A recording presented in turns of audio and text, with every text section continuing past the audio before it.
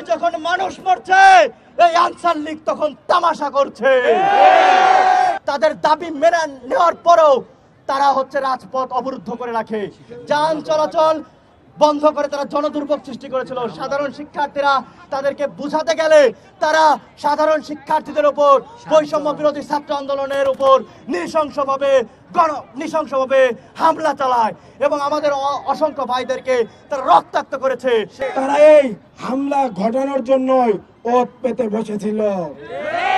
তারা চেয়েছিল আমরা যেন গিয়ে সেখানে সন্ত্রাসী কায়দায় তাদের উপর হামলা করি।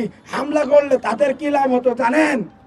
দেশি বিদেশি যে গণমাধ্যম তারা আমাদেরকে সন্ত্রাসী প্রমাণ করে ছাড়তো। এই খুনি হাসিনা দিল্লিতে বসে বসে যত ষড়যন্ত্র করছে, এসব ষড়যন্ত্র বাংলাদেশের ছাত্র জনতা সফল হতে দেবে না। এ সময় আনসার বাহিনী বিলুপ্ত সহ 3 দফা দাবি জানান তারা। ক্লিন অপারেশনের মাধ্যমে এইসব ফ্যাসিবাদী দূষণদের ষড়যন্ত্রকারীদের অনতিবিলম্বে গ্রেপ্তার আওতায় এনে তাদেরকে বিচারের সম্মুখীন করতে হবে। যারা অধিকারের নামে ভণ্ডামি করে সচিবালয় ব্লকেট করে তারা ওই শকুনদের দালাল। আমার ভাইদের যারা হামলা করেছে, রক্তাক্ত করেছে, তাদের বিচার না হওয়া পর্যন্ত রাজপথ আমরা ছাড়ছি না। শকুনদের সাবধান করে দিতে চাই, বাংলাদেশের ছাত্র জনতা 5 মিনিটের ঘোষণায় রাজপথ দখল করতে পারে। আনসার সদস্যের নামে, তাদের দাবি দাওয়া পূরণের নামে দেশে একটা অস্থিতিশীল এবং অরাজক পরিস্থিতি তৈরি করার চেষ্টা হবে, এটা আমরা বুঝতে পারছিলাম। স্পেসিফিকলি যদি বলি, সরকার গঠন মানে ডক্টর ইউনূসের সরকার গঠন করার 3-4 দিনের মধ্যেই তারা ধাপে ধাপে রাস্তায় নেমে নানা ঝামেলা শুরু করেছিলেন। সেই ঝামেলা যে একটা পর্যায়ে এখানে আসবে আমরা বুঝতে পারছিলাম, এবং গতকাল সারাদিন এবং বিশেষ করে রাত পর্যন্ত যা গড়ালো তাতে এটা খুব স্পষ্ট একটা বাজে ধরনের সংকট তৈরির চেষ্টা ছিল। সফল হয়নি সেটা শেষ পর্যন্ত।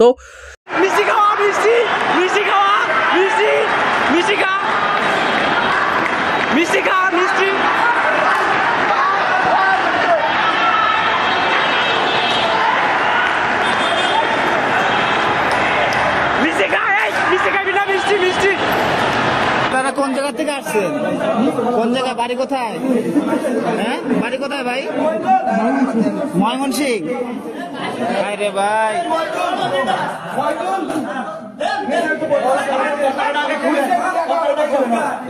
পতাকাটা খুলে গাড়ি আছে না, গাড়ি নিয়ে আসেন।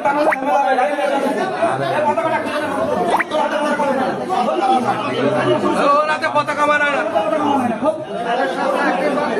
দেশের প্রতি কোনো ভালোবাসা আছে না? পতাকা নিয়েছে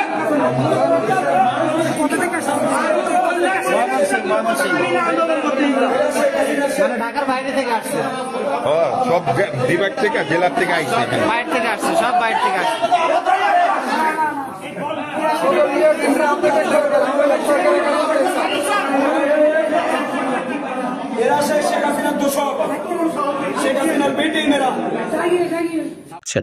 আজ যা হলো সেখানে আমরা মিস্টার সার্জিসের বক্তব্য শুনলাম। ওই ঘটনার পর সার্জিস কথা বলেছেন, উনি খুব চমৎকারভাবে ব্যাখ্যা করেছেন। আমরা নিউজও পেয়েছি সেটা হচ্ছে আনসাররা যখন আজকে সচিবালয় ঘেরাও করছেন, দীর্ঘ একটা সময় তারা সচিবালয় পুরো ঘেরাও করে রেখে দিয়েছেন, সচিবালয় থেকে কাউকে বের হতে দেননি। ওর মধ্যে উপদেষ্টারা তো ছিলেনই, এই আন্দোলনের সমন্বয়করা ছিলেন, এবং একজন সমন্বয়ক জনাব হাসনাতকে আমরা আহত হতেও দেখেছি। আর অন্য কোনো কর্মকর্তা কর্মচারী কেউ বেরোতে পারেন। এই পরিস্থিতি যখন হয় তখন আনসারদেরই একটা প্রতিনিধি দল যায়, তারা আলোচনা করে স্বরাষ্ট্র উপদেষ্টার সাথে। তাদের দিক থেকে দাবি দেওয়া প্রাইমারিলি যেসব যৌক্তিক দাবি আছে সেগুলোর সরকারের পক্ষ থেকে মেনে নেয়ার কথা যখন হয়, সবই ঠিকঠাক আছে। এরপরও কিন্তু তারা জায়গা ছাড়েনি এবং একটা পর্যায়ে পরিস্থিতি পাল্টে যায়, এবং সেই ম্যানেজমেন্টটা নিয়ে আমার প্রশ্ন আছে। কিন্তু এদেরকে নিয়ে, এরা কারা এবং এরা কি করছে, এটা নিয়ে খুব চমৎকার একটা স্টেটাস দিয়েছেন জুলকারনাইন সায়ের ভাই। আমরা তাকে চিনি, মানে বাংলাদেশের এই মাফিয়া আওয়ামী লীগ সরকারের বিরুদ্ধে যারা খুব চমৎকার কঠোর লড়াই করেছেন, খুব সামনে থাকা মানুষদের একজন। তার অনেকগুলো অনুসন্ধানী রিপোর্ট যিনি পার্ট ছিলেন আমরা খুব ভালো মতো জানি। সাহের ভাই লিখছেন, আনসার বাহিনীর নাম ব্যবহার করে যারা তথাকথিত আন্দোলন শুরু করেছিল এরা মূলত অঙ্গীভূত আনসার সদস্য। স্বরাষ্ট্র মন্ত্রণালয়ের বরাতে জানা গেছে বিগত 15 বছরে প্রায় 42,000 অঙ্গীভূত আনসার নিয়োগ পেয়েছেন, যার বেশিরভাগ সদস্যই গোপালগঞ্জ ও এর আশেপাশের জেলার বাসিন্দা এবং বাংলাদেশ আওয়ামী লীগের রাজনীতির সাথে যুক্ত। আমরা এটা ধারণা করছিলাম, উনি খুব চমৎকারভাবে এটা জানাচ্ছেন।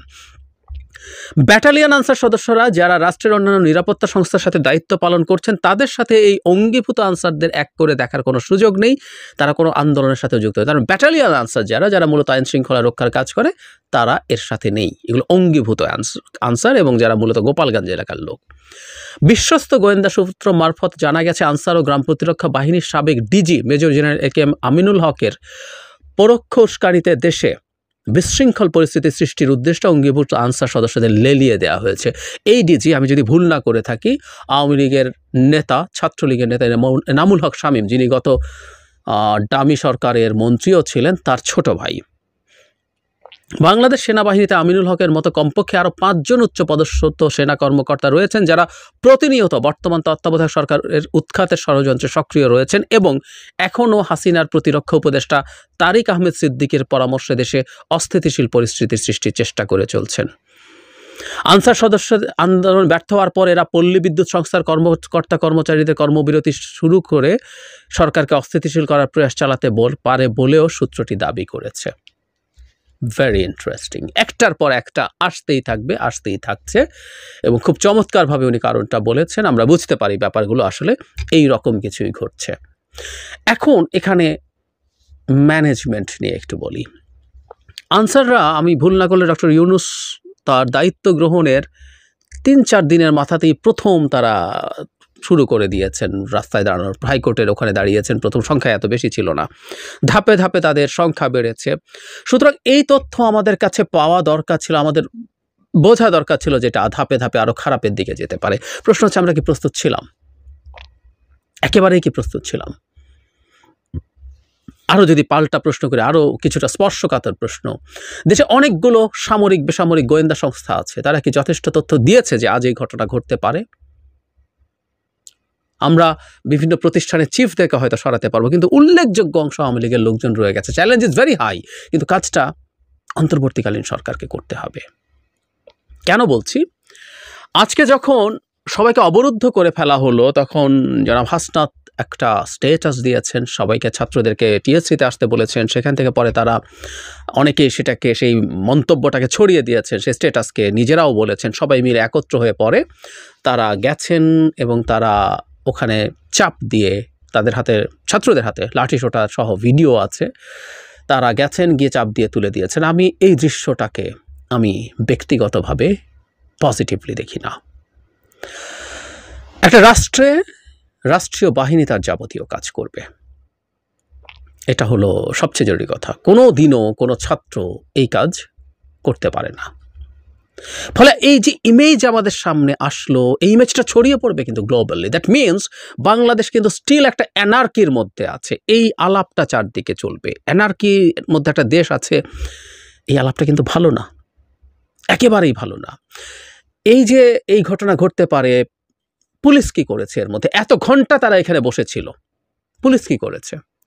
এবং এখন মিলিটারি কিন্তু ডিপ্লয়েড আছে, মিলিটারিকে কিন্তু অনেক আগে পাঠানো যেত। অথচ আমরা দেখলাম ছাত্রদের সাথে সংঘর্ষ হওয়ার পর যাতে দুই পক্ষেই আহত হয়েছে, এবং ভয়ঙ্কর কথা, অন্তত 8-10 রাউন্ড গুলি করা হয়েছে আনসারদের পক্ষ থেকে ছাত্রদের দিকে। তারা কি সশস্ত্র অবস্থায় সেখানে বসেছিল? কেউ এই তথ্যও কি ছিল? খুবই ভয়ঙ্কর সব কথা। সো মিলিটারি অন্তত গিয়ে যদি জিনিসটা ট্যাকল করে, আমি ব্যক্তিগতভাবে মনে করি মিলিটারি কোনো চাপ প্রয়োগেরই প্রয়োজন ছিল না। তারা সেখানে যেত, তারা গিয়ে তাদের যদি বড় সংখ্যায় যেত, তাদেরকে দেখে তারা আলোচনার মাধ্যমে তাদেরকে সরিয়ে ফেলতে পারত। তাতে যেটা হতো যে গভর্নমেন্ট অর দ্য স্টেট তার কাজ করছে, যে কাজটা স্টেটের বা গভর্নমেন্টের, সেই কাজটা করছে। ছাত্রদের এই কাজটা করার কোনো কারণ নেই। পুলিশকে দিয়ে হলে পুলিশ এভাবে ম্যানেজ করবে, এবং এই জায়গার আশপাশে দেখলাম সর্বশেষ যে এখানে আমাদের প্রধান উপদেষ্টার বাসভবন এবং সচিবালয়ের আশপাশে যে কোনো ধরনের সমাবেশ নিষিদ্ধ করেছে Dhaka metropolitan police. It's a good move for the time being, এটা করতে হবে, কোনো রকম কোনো সন্দেহ নেই। কিন্তু আমরা এইটা এভাবে ম্যানেজ কেন করতে পারলাম না? আবার এটাও সত্য, যদি আমরা কোনো কারণে পুলিশ এবং মিলিটারি দিয়ে কাজটা এই মুহূর্তে অন্তত সলভ করতে না পারি, তাহলে আমাদের এই অভ্যুত্থানকে পাল্টে দেওয়ার মতো পরিস্থিতি তৈরি হলে ছাত্রদের আবার নামতে হবে, বল প্রয়োগ করার জন্য হলেও, পাল্টা বল প্রয়োগের জন্য হলেও নামতে হবে। এটাও যৌক্তিক, কারণ এই অভ্যুত্থান একটা পাল্টা অভ্যুত্থানের মধ্য দিয়ে এর সুফল শেষ হয়ে যাবে, এর সুফল অন্য কেউ নিয়ে নেবে, জনগণের হাতছাড়া হয়ে যাবে, সেটাও আবার আমরা অ্যাকসেপ্ট করতে পারি না।